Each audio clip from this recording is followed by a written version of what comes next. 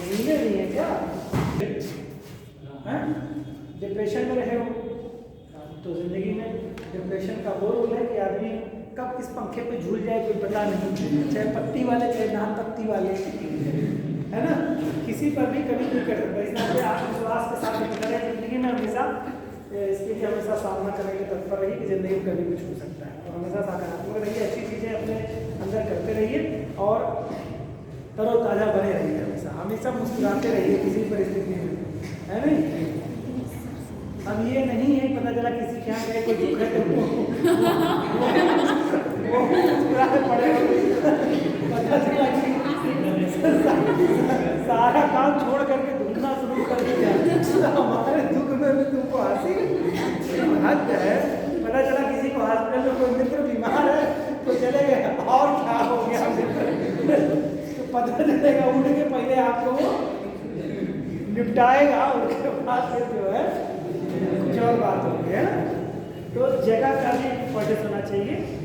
आइए बच्चों, विद्यार्थियों के साथ हम लोग स्टार्ट करते हैं। अपनी हवा जो बची हुई है कुछ उनके बारे में बात कर लेते हैं, फिर जेट प्रवाह के बारे में बात करेंगे। चलिए, तो मुझे लगता है जोंडा कल हो चुकी थी। Yes sir. अब आप बात कर लेते हैं कुर्गा। हो गया है कि अभी? कुर्गा के बारे में लीजिए। कुर्गा जो है हवा, इसके बारे में टुंड्रा प्रदेश के अलास्का व साइबेरियाई क्षेत्र में प्रचंड हिम झंझावत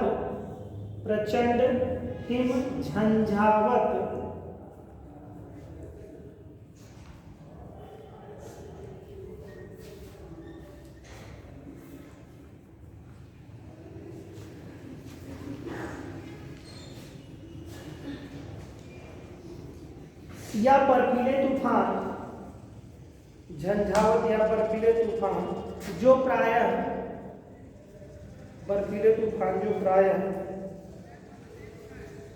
उत्तर पश्चिम दिशा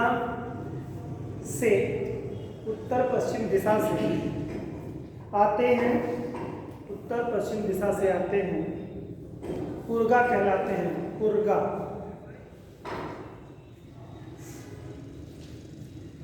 टुंड्रा क्षेत्रों में अलास्का और साइबेरिया, अलास्का में समझ रहे हैं ना, अमेरिका का अलास्का प्रांत जो कि कनाडा से लगा हुआ, और उसके आगे फिर अगर आप आएंगे तो साइबेरियाई और जो उसका साइबेरियाई क्षेत्र, यहाँ से जो चलने वाली हवा है ठंडी हवा ध्रुवीय क्षेत्र से आने वाली, जो बर्फीली होती है, झंझावत भी होती है, क्या कहलाती है? कुर्गा। ब्लिजर्ड दोस्तों, ब्लिजर्ड हवा के बारे में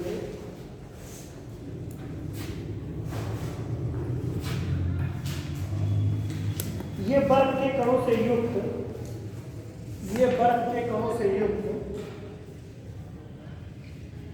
ध्रुवीय हवाएं होती हैं।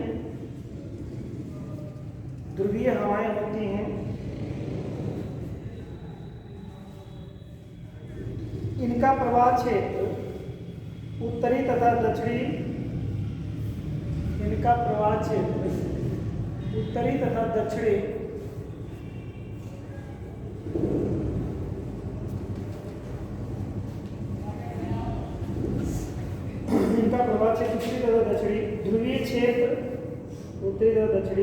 ध्रुवीय क्षेत्र साइबेरिया, कनाडा तथा संयुक्त राज्य अमेरिका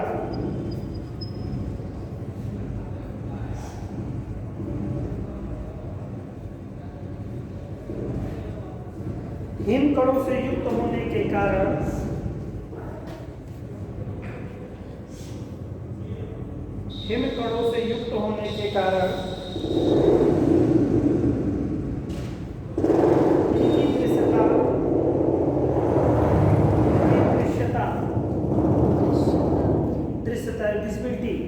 इनकी दृश्यता नष्ट हो जाती है।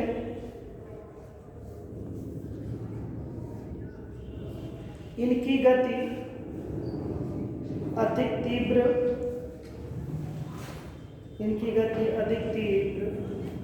80 से 96 किलोमीटर प्रति घंटा, ब्रैकेट में लिख लीजिएगा, 80-96 किलोमीटर प्रति घंटा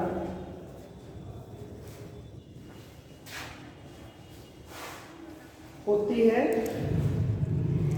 इनके आगमन से तापमान अचानक हिमांक से नीचे गिर जाता है।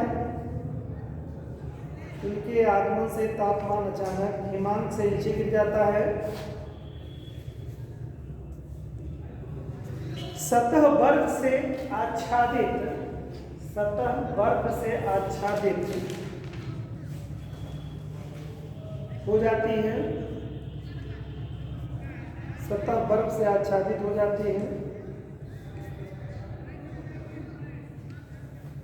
तथा शीतलहर चलने लगती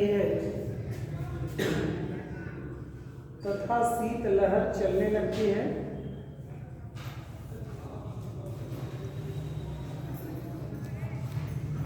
संयुक्त राज्य अमेरिका में पश्चिम पूर्व धरातलीय अवरोध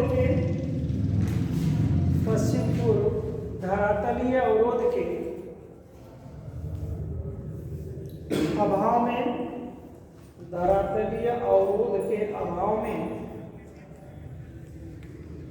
ये हवाएं समस्त मध्यवर्ती मैदान को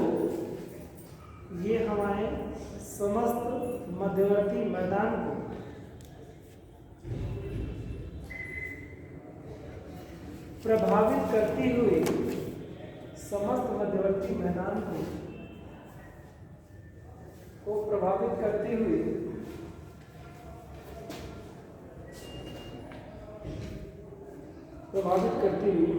दक्षिणी प्रांतों तक पहुंच जाती है।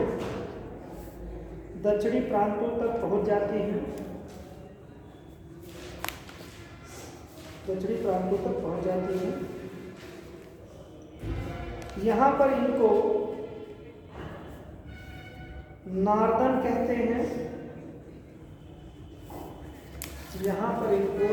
कहते हैं।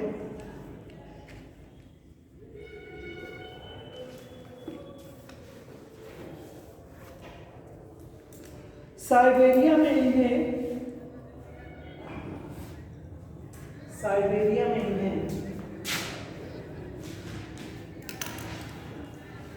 बुराक कहते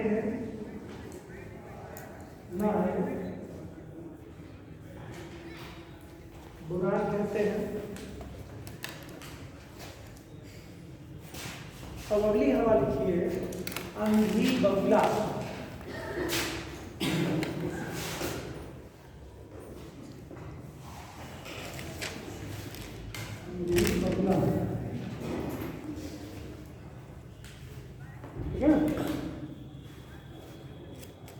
या आधी बगुला भी इसे कहीं कहीं जगह से होता है। ये अंधी बगुला ही है। और आधी भी आंधी बगुला या आंधी बगुला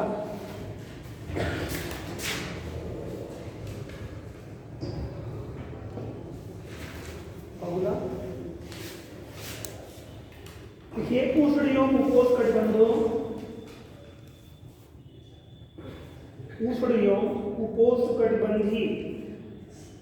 उपोष्णकटिबंधी रेगिस्तानों में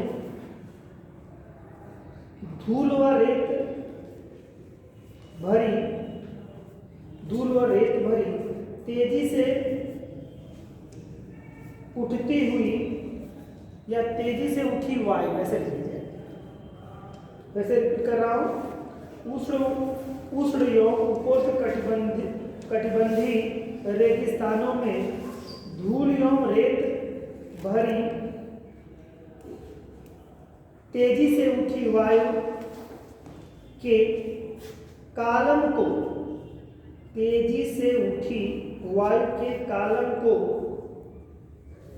आधी बगुला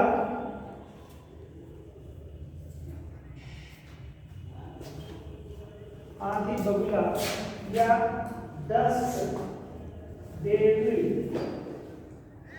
इसी को इंग्लिश में कहते हैं डस्ट डेविल।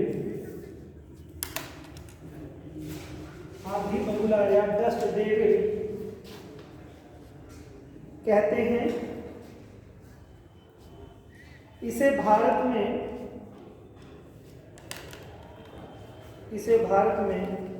बवंडर कहते हैं।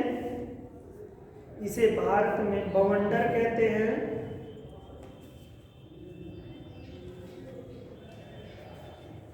जो ग्रीष्म काल में भारत में बवंडर कहते हैं, जो ग्रीष्म काल में अप्रैल से मध्य जून तक प्रायः आते रहते हैं।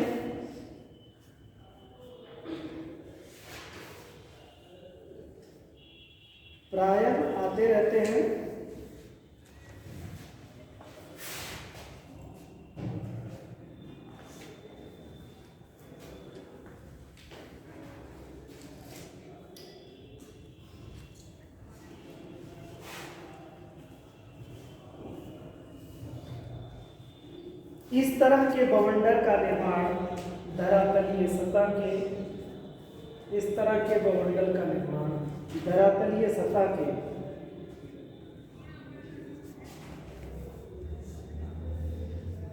सतह के अत्यधिक गर्म होने तथा स्थानीय स्तर पर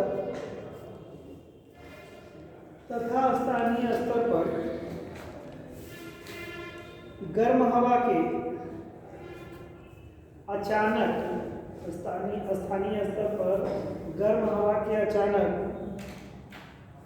चक्राकार रूप में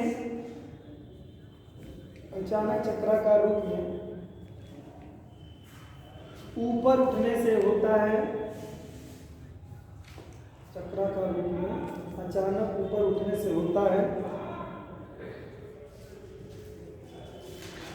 निचले वायुमंडल में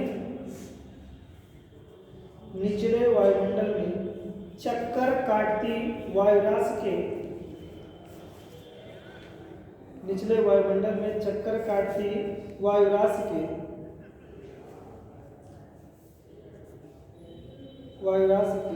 कारण ऊपर उठती हवाएं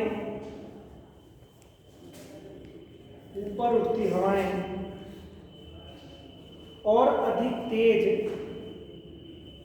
एवं प्रबल हो जाती हैं।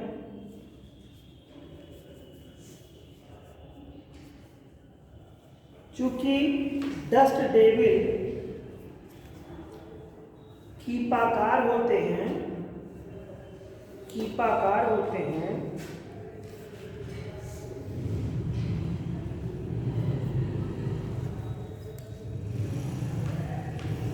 अतः देखने में टॉर्नेडो जैसे दिखते हैं।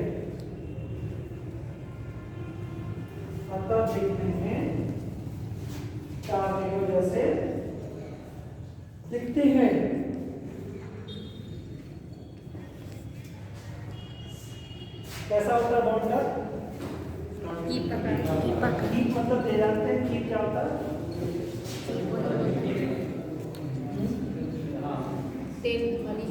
हाँ, तेल वगैरह जो डिब्बे टाइप होते हैं, यानी ऊपर का एरिया चौड़ा, नीचे का एरिया पतला। टॉर्नेडो वगैरह भी क्या होते हैं, बहुत लंबे होते हैं और ऊपर उनकी चौड़ाई दिखती है कि हालांकि बहुत लंबे खजूर के पेड़ की जैसे लंबाई दिखती है टॉर्नेडो वगैरह की। यहाँ की उतनी लंबाई नहीं दिखती, लेकिन सेब वही लगभग बनता है। तो टॉर्नेडो जैसे होते हैं। ठीक, अब चलिए जेट हवाओं के बारे में देखें। उसके बाद में अच्छा ये भी देखना है अभी कौन सी हवा कहाँ चलती है। गर्म है कि ठंडी है, तो चलिए लिखिए एक तरफ गर्म हवाएं और दूसरी तरफ प्रवाहित क्षेत्र हवाओं को। एक तरफ ये गर्म हवाएं और दूसरी तरफ प्रवाहित क्षेत्र या प्रभावित क्षेत्र। समझ गए ना किस क्षेत्र में बहती है। तो पहले गर्म लिख लेते हैं, फिर उसके बाद ठंडा लिख लेते हैं। चिनूक, कौन बताएगा चिनूक कहाँ बहती है? जिससे मैं पूछूंगा वो बताएगा। आप ही बताइए, क्या नाम है आपका? शिवानी, बताओ बेटा।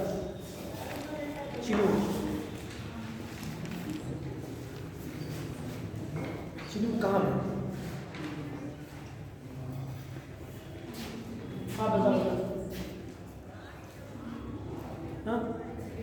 किसी का सहारा कि खुद का सहारा?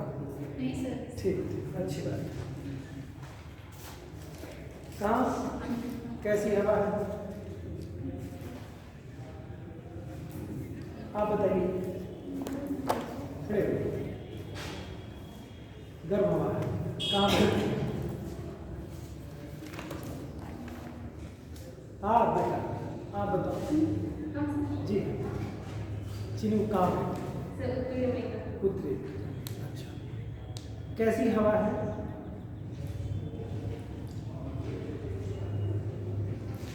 आप बताइए चिनू कैसी हवा है? कहाँ बैठी? कहाँ बैठी? पश्चिम। वाह शाबाश। और क्या करती है पश्चिम में बैठ के? आप ही बता रहे हैं। तो चलो पूरब में बैठे कहीं तो बैठती होगी, पूरब पश्चिम उत्तर दक्षिण कहीं होगी। मेरा मेरी कम होगी।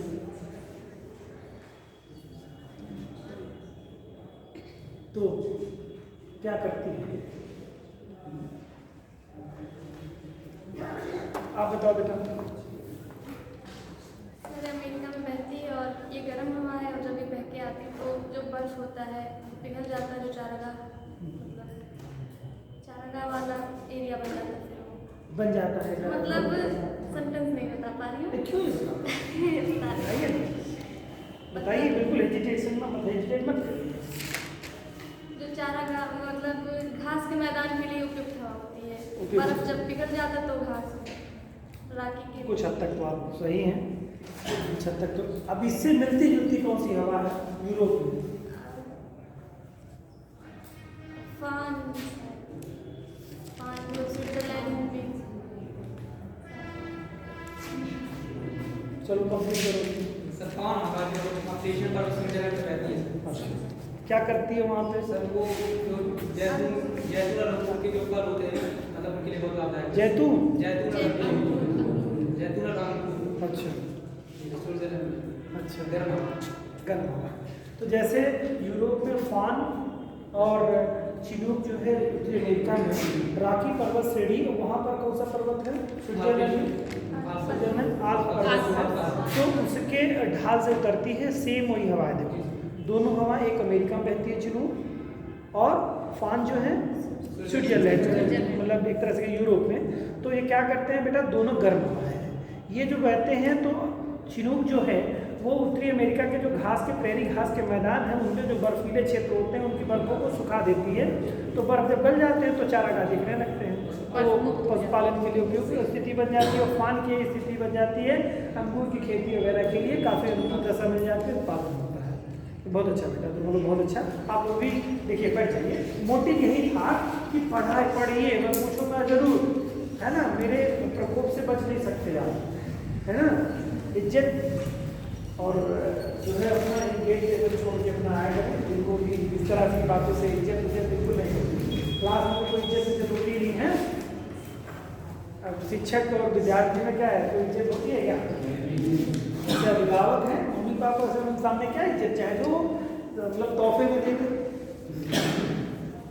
अभिभावक क्या करते हैं, तोहफे में देते हैं ना, मेरा बेटा मेरी बेटी ऐसे बोलते हैं ना, जब गुस्सा आ जाते हैं तो तब अच्छे अच्छे शब्दों से पुरस्कार।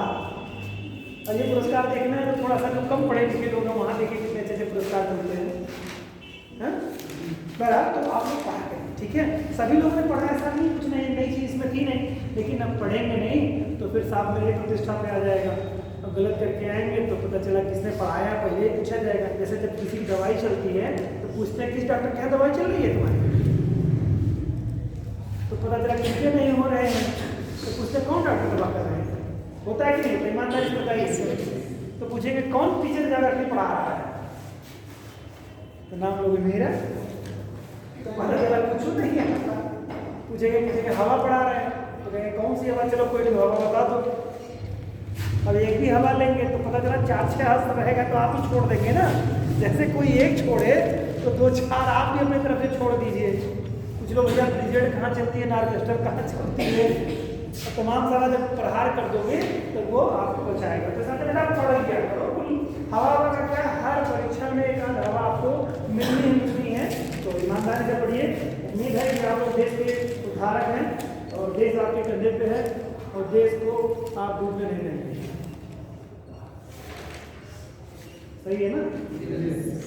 ठीक, चलिए देखिए इसका बेटा, राखी के पूर्वी ढाल, राखी पर्वत के पूर्वी ढाल। तो पूर्वी ढाल पे कौन आता है, कौन कौन से देश आते हैं राखी पर्वत के पूर्वी ढाल पे? राखी पर्वत के पूर्वी ढाल के अंतर्गत कौन कौन से देश आएंगे?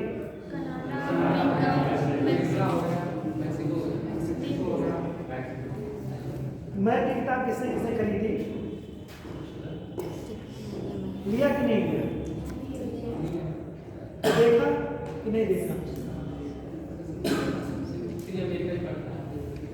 अरे भाई उस पर कनाडा और अमेरिका दोनों पढ़ते हैं, कनाडा और अमेरिका दोनों पढ़ते हैं, ठीक है।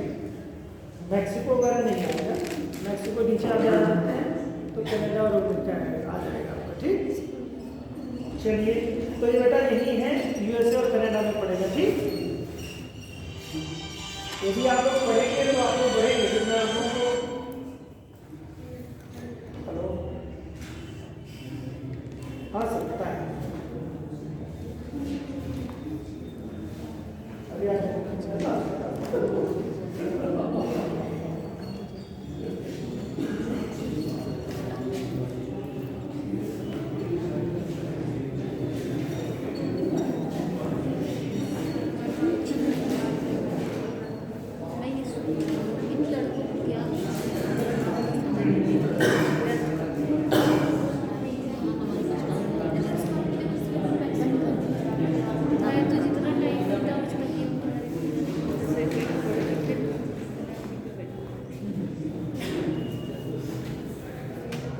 चलिए भाई, तो यूएसए और कनाडा, ठीक है। और फान लिखो बेटा, फटाफट फटाफट लिखो मेरे भाई।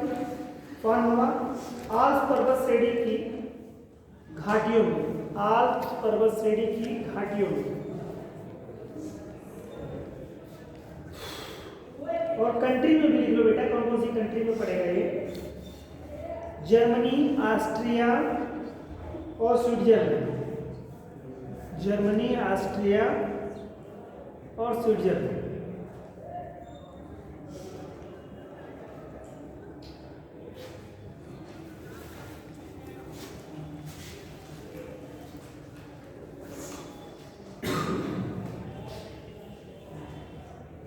अगला लिखो बेटा सिमूम, फटाफट लिखते जाओ, कुछ हमारे में लिखा चुका हूँ लेकिन रिपीट हो रहा है यहाँ।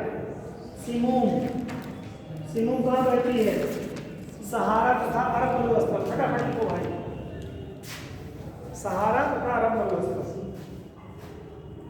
खमसिन, खमसिन कहाँ बहती है? उत्तरी भाग में, ठीक है, मिस्र के उत्तरी भाग में या मिस्र के उत्तर में। हरमट्टन, हाँ सहारा मरुस्थल, सहारा मरुस्थल क्या पश्चिमी अफ्रीका। सिराको लिखो भाई, सिराको उत्तरी अफ्रीका से सिसिली तथा उत्तरी अफ्रीका से सिसिली तथा दक्षिणी इटली, सिसिली तथा दक्षिणी इटली।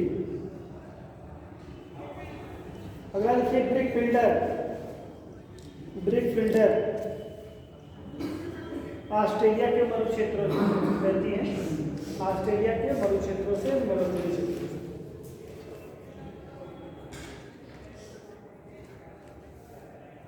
बर्ग, अगली हवा लिखिए बेटा बर्ग, ये पश्चिमी अफ्रीका में रहती है।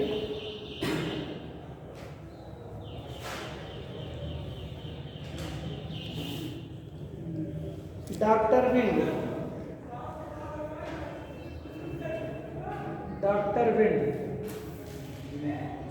ये गिनी तट पर चलती है। डॉक्टर विंड वही जानते हैं, क्या नाम इसका हवा का? हरमट्टन।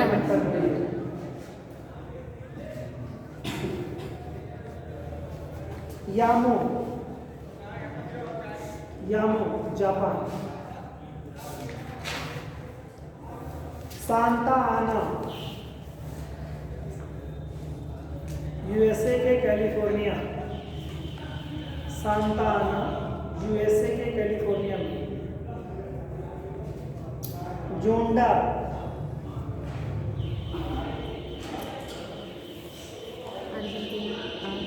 एंडीज के मैदानी भाग। जोंडा जो है एंडीज के मैदानी भाग।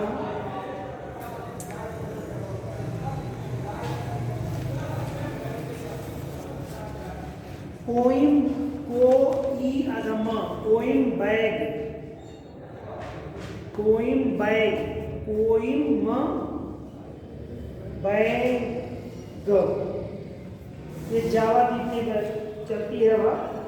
कोइम्बैग हवा नाम है इसका। हबू, हबू कहाँ चलती होगी?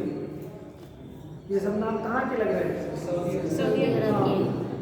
हबू, गुलू, ये तमाम सारे जो स्थान हैं ये सब जो पढ़ेंगे आपके। हबू सूडान में है बेटा, उत्तरी सूडान में। हबू उत्तरी सूडान। ब्लैक रोलर जो है उत्तरी अमेरिकी मैदान में। ब्लैक रोलर उत्तरी अमेरिकी मैदान में चलती है। नॉर्वेस्टर तो आप जानते ही हैं, न्यूजीलैंड और भारत दोनों पे। न्यूजीलैंड, भारत हार्वेस्टर है। अगला दोस्तों शामल, शाबाश रहेगा, शामल, शामल। मेसोपोटामिया,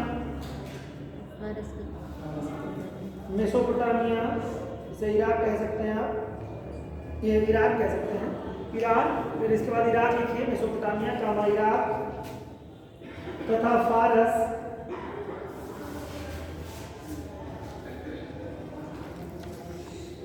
फारस की खाड़ी की ओर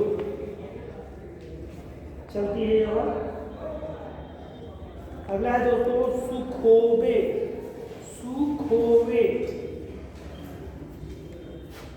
ये आपकी कजाकिस्तान तथा दक्षिणी यूरोपीय, कजाकिस्तान तथा दक्षिणी यूरोपीय रूस,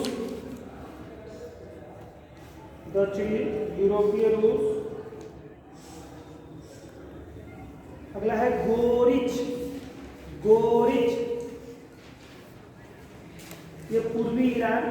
गोरिच जो है पूर्वी ईरान।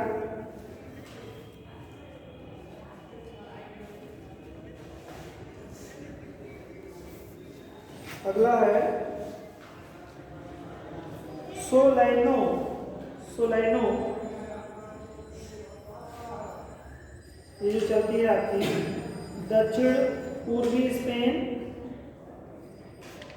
दक्षिण पूर्वी स्पेन तथा जिब्राल्टर, दक्षिणी पूर्वी स्पेन तथा जिब्राल्टर।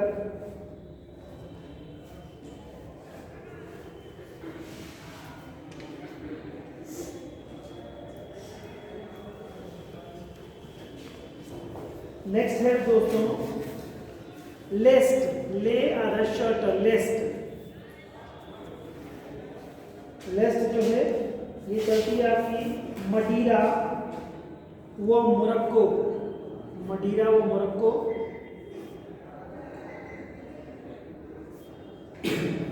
ट्रेमोंटेन,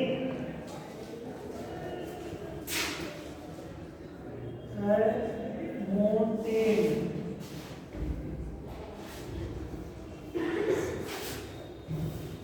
ट्रेमोंटेन हवा है ये चलती है मध्य यूरोप में। अब एक तरफ की ठंडी हवाएं, दूसरी तरफ प्रभावित क्षेत्रीय गर्म हवाओं के बारे में सब लिखा है। तो इतना याद हो जाना चाहिए, गर्म हवा है और प्रयास रहे कि मैक्सिमम को आप जाने की कहाँ रहते हैं। अगला लिखिए मिस्ट्रल, ठंडी हवाओं के बारे में मिस्ट्रल। एक काम करिए, फटाफट लिखते जाइए, याद करके हमको बताइएगा, फिर हम इसकी डिटेल कल लिखाएंगे। पहले केवल नाम लिख रहे हैं, स्पेस छोड़िए कि कहाँ रहती है, पहले इसको पढ़िए। इसलिए लिखिए फटाफट mistral, bora, buran, up down करके लिखते जाइएगा। Yes sir. Bora, buran, norther, नार्दर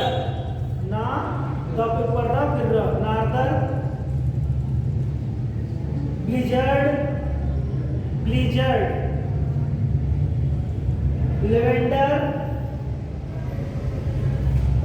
बाईस,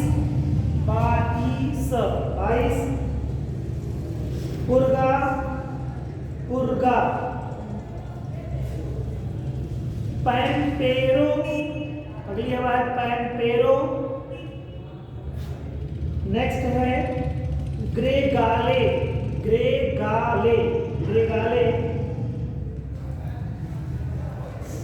अगला है जूरन।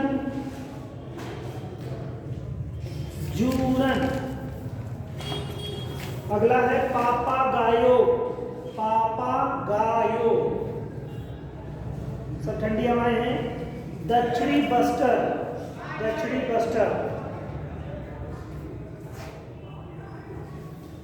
नेक्स्ट है बच्चों पोन्नत।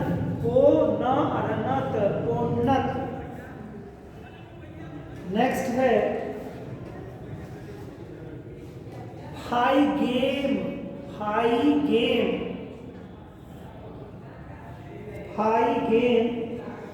फ्राई मुर्गा लगा देना। फ्राई गेम पब्लिक इसी को ही कहते हैं सुराजो। हाई गेम, फ्राई गेम, पब्लिक सुराजो। नेक्स्ट है मैस्ट्रो।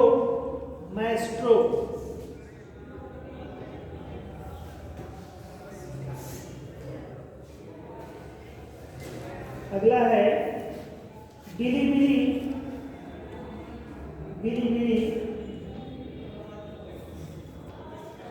अगला है टेरल।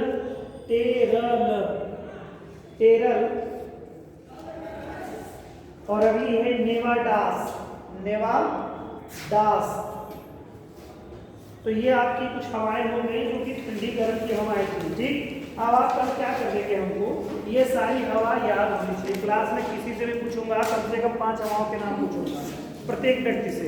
तो गर्म हवा और ठंडी हवा तो याद ही होनी चाहिए, और गर्म हवा जहाँ जहाँ है वो बता दीजिएगा, बाकी आपकी ठंडी हवा बचेगी। कल थोड़ा सा तो करा के फिर नेक्स्ट टॉपिक पढ़ाएंगे।